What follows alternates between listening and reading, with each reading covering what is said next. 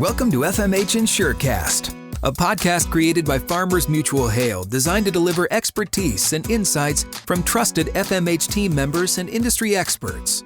Each new episode will dive into new products, industry updates, and innovative solutions. Let's get to today's topic.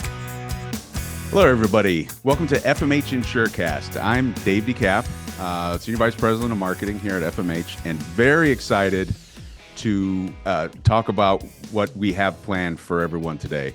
As everyone knows, the election just happened. We're recording this on November 22nd. The election was November 5th. So there's a lot of conversation about what can we expect in our industry related to in our ag industry, but also specifically in crop insurance with the next administration. I think we have just the right person to do that. We have Tara Smith from Torrey & Associates. Tara Smith and Torrey & Associates represent CURB, Crop Insurance and Reinsurance Bureau. And Tara's, for those of you that remember, has been on our podcast before a couple of years ago, is an excellent voice to kind of keep us close to the pulse in D.C., and I'm very much looking forward to talking to her. Tara, if you could, thank you for joining us, and can you introduce yourself, talk a little bit about what you do at Torrey & Associates? You bet. First, thanks for having me. Really appreciate it. I love talking about this stuff. I kind of geek out on it a little bit, so this is fun for me. I am a farm kid, Central Illinois, corn and bean farm, but got a little lost along the way and was spent the last 25 years here in Washington, D.C., working in government affairs for Senate Ag Committee, Farm Bureau, Monsanto, and have spent the last 11 to 12 years here at Torrey Advisory Group, where we do work for the Crop Insurance and Reinsurance Bureau. So spend a lot of my days just trying to educate folks up on the Hill and in the administration about crop insurance and why it is so important and why we need to protect it. So I have the best job in the world. Awesome. And can you elaborate just a little bit for our group that may not be as familiar with CURB and all the great work that CURB does for our industry? Because you guys do a fantastic job, and I'd like to maybe publicize that a little bit. Yeah, sure. So CURB is the Crop Insurance and Reinsurance Bureau. We represent crop insurance companies in the reinsurance industry in terms of advocacy and being up on the Hill, and again, working with the administration to be sure we're protecting and preserving the program. We also spearhead the Crop Insurance Coalition. So here in DC, it sort of takes a village to support a program like the crop insurance program. So we work really closely with the lending community and the farming community, even conservation organizations, to really make sure that the ag industry is aligned in protecting the program. And we're all sort of singing from the same song sheet, if you will, in terms of the information we have and what our talking points are. So, gotcha. Thank you for that. That's it's great work. It's a lot of work, but it's super value to us in the industry. So, well, let's jump right in. How about we talk about the immediate impact of the election? We've got a Republican White House, a full Republican Congress, but the what I understand is the smallest margin in the House we've had in quite some time. Can you talk about maybe what the initial impact is and your thoughts? yeah, so a couple of things. I think first and foremost, we can't forget that we're not in the new Congress yet. We still have a few days left in this remaining 118th Congress. And even though we only have a few days remaining, we got a lot of stuff that's got to get across the finish line yet, including, quite frankly, at least a farm bill extension, if not. Right. If not a full farm bill, I'll say that, even though I don't think that that's really what's going to get done. But, it could be a farm bill extension plus some disaster assistance plus a couple of other things. And so there's a lot of work yet to be done this Congress before we can sort of lurch into the next. But as you look to the next Congress and you look to January, I think a couple of things. I think we should expect a flurry of activity from the president. Right? Every president comes in, they have a 100-day agenda that they want to put in place, usually involves executive orders, regulatory reform. In this particular case, I would expect things that involve immigration and climate to come out in those first 100 days. So we're going to see some of that happen. And Congress is going to have a lot of work to do that lines up with that, quite frankly. They're going to have a busy start to the year. There's a realistic possibility they could be punting this year's appropriations process into next year. So Yeah. they're going to have to Right. pick that back up and run with it. We're going to reach the debt ceiling probably in January. They'll take some extraordinary measures to push that debt ceiling back a little bit, but that's going to be an immediate problem. And we've got a tax reform bill. So it's just going to be a wild, wild ride next year. And in an ideal world, having a Republican trifecta will help make that process all go a little bit more smoothly, maybe a little bit more quickly. But you nailed it on the head. There's a big difference between a majority and a governing majority. Right. And Right. we saw last year the House didn't always have a governing majority. And it's going to Yeah. be tighter this year. So it could be a little bit bumpy along the way. Yeah, and you mentioned the Farm Bill. Obviously, we want to get into that. So, at the time of this recording, which is November 22nd, so Stabenow just within the last few days released Farm Bill text. Thompson has earlier this year, right? Um, can you talk about, using that as context or kind of maybe preamble, talk about the actual chances of a farm bill getting done this year? Obviously, the word on the street is it's DOA, and I've heard that 100 times, but is there any real possibility? It's just really tough. I mean, they are still really far apart. If you look at what Stabenow put out and you look at what Thompson has passed through his committee, there are big differences, billions and billions Yeah. of dollars in differences. And even if you could lock everybody in a room and work out those differences, just sort of the logistics of legislating takes time. It takes time to write the language. It takes time to get it scored. And so I think that that's why folks are just pretty negative and have really shifted the conversation to one about extension, maybe extension plus with Yeah. some other things tacked on. So Yeah. One quick thing to append to that, because I know I hear this quite a bit too, and it's kind of a misconception that I know some people have, especially in the crop insurance industry, is that if we don't have a farm bill or we don't get an extension, what happens to crop insurance, right? Can you talk about that a little bit? yeah, absolutely. It's a great point. We are permanently authorized. So farm bill, no farm bill, the crop insurance program sort of rocks and rolls on, if you will. So we Yeah. don't have any problems if there isn't a new if we don't get a new farm bill. We do, however, miss out on an opportunity for improvements to the program, streamlining the program. Those kinds of opportunities go away if we don't Yeah. get an actual new farm bill done. So Yeah. that's the loss on our side. And then um, to date, the extensions have always happened, right? And so I'd say it's pretty likely we'll get an extension, probably into a 1 year extension into next year, correct? Yeah, the Yeah. consequences of not doing an extension are pretty extreme. And so, we've had folks push it to the last day and literally pass the extension on New Year's Eve. Yeah. I remember. Yeah. Or New Year's Day, as the case was in 2012 and 13, when I think we passed it at 2 a.m. So, Congress will push it to the last minute, but we've always had it get done. So I'm Yeah. I'm confident we'll get there. So there's another interesting occurrence here recently. Senator John Thune from South Dakota is now our Senate Majority Leader, right? Yes. And obviously a staunch supporter, a great supporter of ag in general, but crop insurance in particular. What do you see as the impact of that development? I mean, I think it's a great development. And I'm a little bit biased. I'm a big supporter of John Thune. And Mitch McConnell was a fantastic leader. He was on Ag Committee as well, but wasn't always necessarily your day in, day out member to be engaged in ag issues.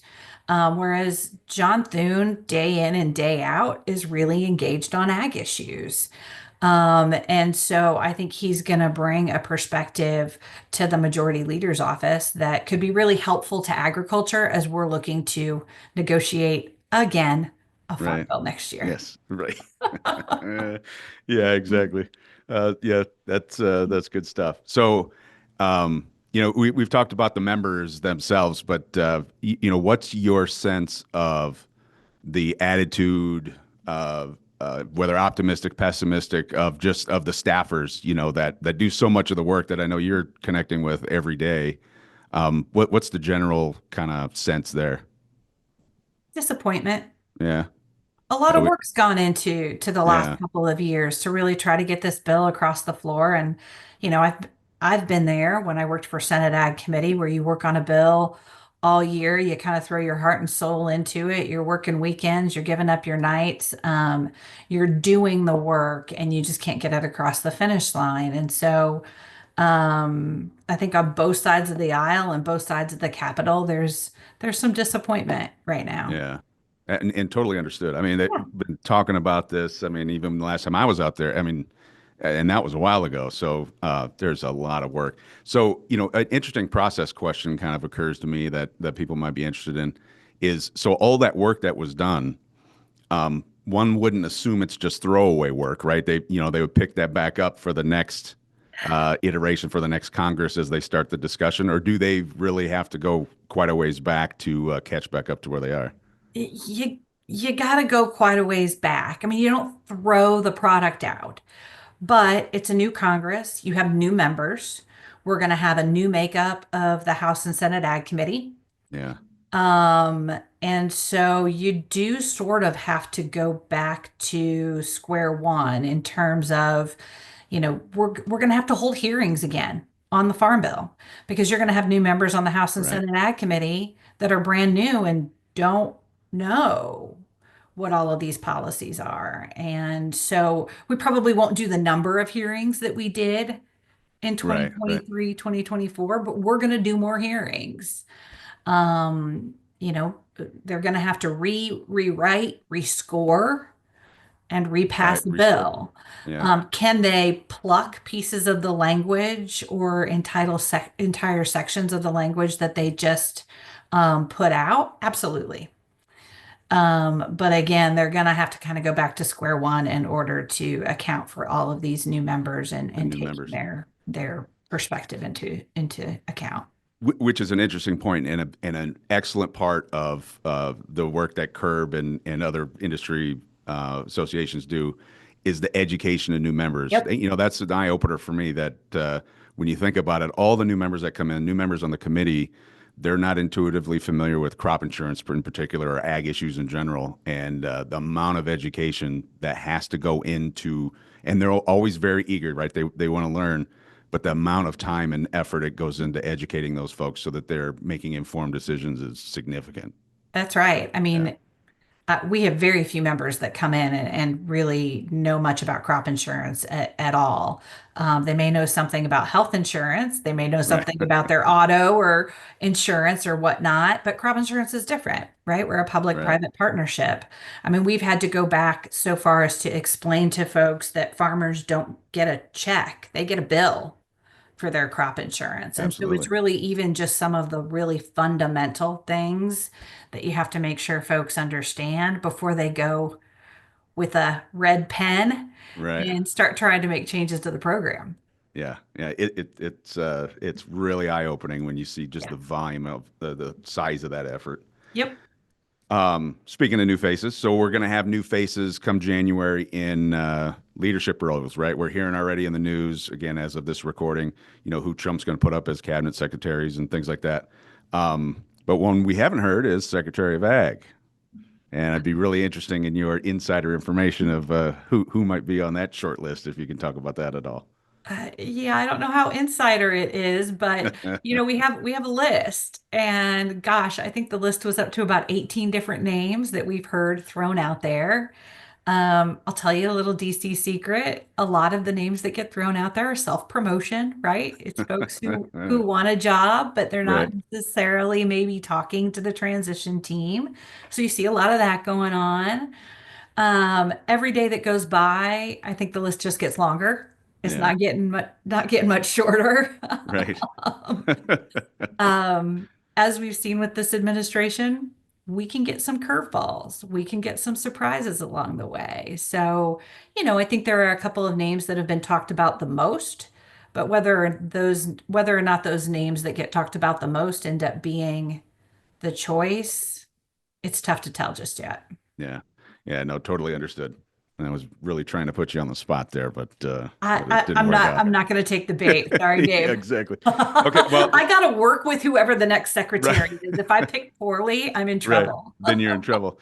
So then let me come at that from another angle. So how about so RMA administrator, right? There's obviously there's a number of names out there. Some of them very experienced and folks I personally would think would do a fantastic job.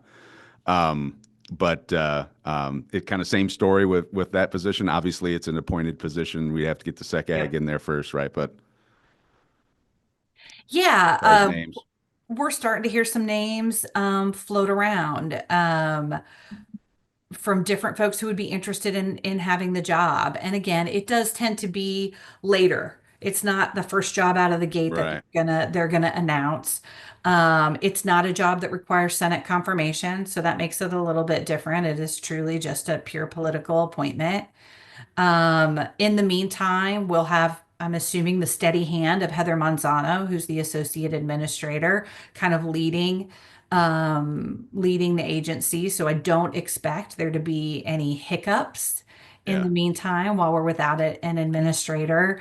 But yeah, I think we're really hopeful that we're going to get someone in there that is going to really understand the way the program works, from the farmer all the way up to the reinsurer, right? right. Yeah, Because it's a complicated program and there are a lot of moving pieces, and finding that balance of interests is really important to the success of the program. yeah. And thanks for bringing up Heather and some of the other folks that work at RMA because super important. We're in claim season right now. We've got, I mean, the program needs to continue, and we need to make sure that this thing it continues to do what it has done so well for so long. And just because there won't be an administrator in there for a while doesn't mean that the wheels stop or anything like That's that. right. So important, I think, for listeners and viewers to Yeah, know that for sure. absolutely right. Absolutely right. We'll be in good hands. And while we're talking about names, I got one more names question for you. So, several FCIC board members were announced last week. One of whom, speaking of RMA administrator, is a former RMA administrator. I Yeah. know. So I'm interested in your kind of your first impressions of that. That kind of thing. What are your thoughts and your sense of that? Yeah, I mean, there's always changeover. We're really excited to get to know the new FCIC board members. Excited to get to see Brandon's face here in Yeah. DC again every once in a while. He was a fantastic administrator. I think he's going to bring such an interesting perspective to the board.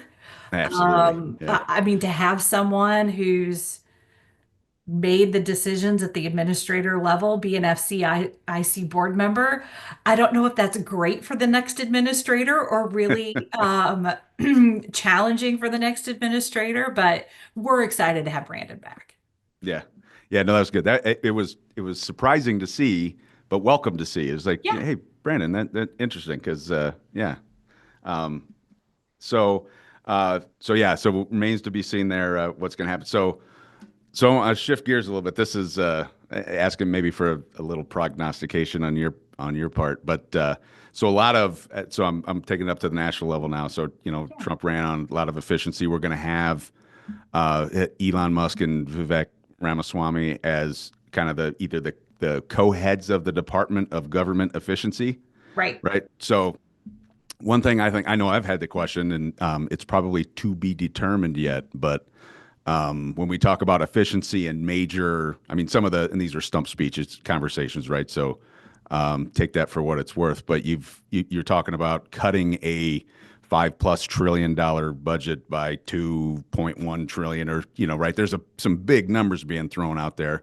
So Yep. the natural question, given our roles in our industry, is what has there been any conversation about what impacts there may be to ag as far as those conversations? Yeah, I mean, a couple of things here. I think on the sort of budget side of things, folks have to remember that we've gone the last 4 years without any cuts to crop insurance included in the president's budget. That has not always been the case. Right. During Trump and Obama years, we saw billions of dollars in cuts proposed in the president's budget to crop insurance, whether it was premium discounts for farmers and harvest price option, or whether it was A&O, underwriting gains, you name it. We've sort of seen it all. Um, so my expectation is that we could see some of that stuff again coming out in president president's budgets. Yeah. Then you add on this layer of Elon Musk and Vivek Ramaswamy, and that's a little bit different. Honestly, I think crop insurance itself is pretty well positioned. I mean, I think we have a great story to tell. We're Absolutely. Yeah. extremely efficient. You look at the agency is one of the smallest agencies at USDA. Hmm. What, fewer than 400 employees? Right. It's an amazing public-private partnership. It's very successful. It gets payments to farmers quickly. We have one of the lowest improper payment rates in the entirety of government. We've got some things we can kind of lean in on in terms of maybe being a poster child for what some efficiencies could look like. Great So point there. Yeah. I'm hopeful. Yeah. Again, I think we're going to have some hiccups along the way. I think everybody's going to see some hiccups along the way in terms of the budget, and what kind of budget proposals we see come out. But I do think we have a good story to tell. Yeah. Absolutely agreed. And I mean, and, we're not in the business of handouts. We're not in the business. I mean, it's a very effective program, successful, continues to grow. That's right. When surveyed users of it, namely farmers, it's the most important piece of the safety net. I mean, there's a lot, like you said, there's a great story to tell there. So, I agree. so shifting, and you brought up the coalition, kind of the crop insurance coalition, and so has there been anything interesting of note, since the election related to either communications or conversations related to the coalition, or has it been more of a wait and see? It's been kind of more of a wait and see. I mean, we're trying to keep information in front of the coalition, in terms of, Stabenow puts out a bill. We're going to give everybody a summary of what's in there. We're trying to keep social media toolkits out there for all those coalition partners to help keep up sort of a constant positive drumbeat about crop insurance and social media. Um, but it's not like we've had big floor fights. And, Right. the times when the coalition really rallies is when we have big fights of people trying to cut crop insurance, usually on the House or Senate floor. And gosh darn, we've just not gotten that far in the process. Right. Right. Which is hard to believe. So, Right. we'll be putting out a coalition letter again, um, probably at the very beginning of the year, focused on the budget. Mm. And hey, don't Yep. cut us in the budget. Leave us alone. We do a really good job. We're worth every penny. So, but that'll probably be our first real big foray into this new administration. And I think you probably just answered the next question, because I was going to kind of ask the messaging we're currently talking and that we're sending to the House and Ag, or the House and Senate Ag committees, and I would imagine it's very similar to what you're talking about, in addition to the education needs that for the new members that we're talking about, right? Yeah, I mean, our mantra's always been protect and preserve, right? Like we're here to help folks protect and preserve the program. We don't want to see cuts to premium discounts. We don't want to see the private sector delivery system hampered. We don't want to see those kinds of things happen. I think what's been interesting this farm bill is that, quite frankly, we've had some speed bumps along the way in terms of the delivery system and some efficiencies that we think maybe haven't been fully utilized. And so I think we've been working really hard this go round with Congress on things like A&O and inflation Right. adjustments, which we have not had since 2015. I don't know many other folks who have gone since 2015 without an inflation adjustment of some sort. Those kinds of things that have been a little bit different in our messaging this go round. Yeah. Yeah. No, that follows for sure. I definitely understand. And something just occurs to me now that if I'm watching or listening to this podcast, that has been quite a bit in the news leading up to the election, is Project 2025, right? And a lot of discussion about how it could impact ag in general, potentially crop insurance as well. You have any comments or thoughts on that? I know Trump himself distanced himself from 2025, said this is not my official plan, but there's been a lot of discussion out in the media sphere about that. So I was just wondering if you had any thoughts or comment. Yeah, I mean, here's what I'll say. Listen, we crop insurance has always been very bipartisan. We have bipartisan support. We also have bipartisan detractors. You go to the far right, you go to the far left. It gets a little bit scary actually, because if you go to the far right and the far left, their talking points against crop insurance are the same talking Yeah, points. And I always think it's a little bit scary when that political spectrum sort of comes right. full circle and meets in the middle. But that's the situation we're in. And so when you look at Heritage and Project 2025, you see a lot of not great things on crop insurance. Yeah, You see, attempts to cut crop insurance. We've seen that carry over into the Republican Study Committee budget, which is a very conservative wing of the Republican Party. They put out a budget every year. Cuts to crop insurance are in there every stinking year. yeah, right. And so this is a battle that we sort of fight.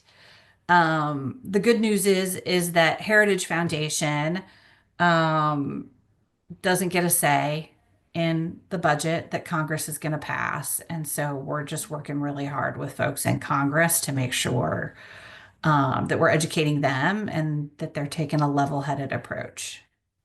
I think you just said it right there. That's how I was going to kind of close up that question is, I think if you refer back to all the comments that you had earlier in our discussion, it all points to common sense approach. We've got an excellent, successful program here that's recognized bipartisan in a bipartisan way, and I think we've got some great champions in Congress. We've got great champions Yeah. like with Curb and others that Yeah. in the coalition. So, but I did, since it was in the news, I did want to at least bring it up because folks might be wondering, hey, is there any significant impact there? I mean, I have to tell you, it's been interesting because for years and years, we didn't have ad hoc disaster assistance, no significant ad hoc disaster assistance to speak of. And so it was really easy to target crop insurance because we were the target. Oh, We sure, were yeah, the big program. And now, quite frankly, I mean, if we've got much bigger dollars going out the door in ad hoc disaster assistance, that I think it's helped show some of those groups that a much more efficient approach would actually be to improve the crop insurance program. right, right, And and timely, right, and yes, timely as well as I- efficient. Yeah, it's made us look pretty darn good in terms of fairness, delivery, accuracy, and all of those good things that you know the industry does so well. So. right. All right. So, unless you have anything else, I've got one more question for you, and I think we can. I can thank you for your time and really appreciate your insight. Yeah, sure, shoot. Anything else? Uh, it's the call to action question. I mean, we've talked about education and new members. We've talked about the necessity of the one, pass an extension, but two, pass a farm bill next year. There's a lot of things on the table, and so a lot of folks are already contacting their Congress people. We've got a very active industry, but in addition to or in support of that, is there anything else that we should be mindful of? Yeah, I think you nailed it. I mean, be engaged and don't be afraid to reach out to your member of Congress or your senator or whoever it is that maybe is needs some education and needs some perspective on the crop insurance program. I love what I do, love going up to the Hill and talking about crop insurance. We've got a whole team of folks at Curb that loves to do the same, but we're not constituents, Right. you know? I live Yeah. here in Washington, D.C. I'm not out in the countryside voting for these members of Congress. And so they need to hear from you all, and they need to hear your stories and both the good stories and the challenges that you guys are facing, because you can bring your actual story to it in a way that I do my best to do. But again, I don't vote for these folks. Yeah. So be Yeah. engaged, be involved. Yeah. When we get to that point where we're going to the House or Senate floor and we have those bad amendments, we're definitely going to be sending out the alert. So be ready. Right. So there, yeah, there's the other watchword. Wait for the alerts because Uh-huh. they're going to be coming. We And try not to cry wolf when we don't have to. So when we send them out, it's right. usually pretty important. It means react right now. Yeah. Yes, please. And excellent point to reach out, especially to newer members that are hungry for the education. Yeah. For anyone listening, that in a district Yep. like that. So excellent advice, and really appreciate it. So unless No you have problem. anything else, I would very much like to thank you for your time. I appreciate you taking some time out of your schedule to chat with us today, and I think it was super insightful and very valuable for the folks watching and listening. Always happy to do it. Thanks for having me. You've been listening to FMH Insurecast. We appreciate you joining us today and would like to hear from you.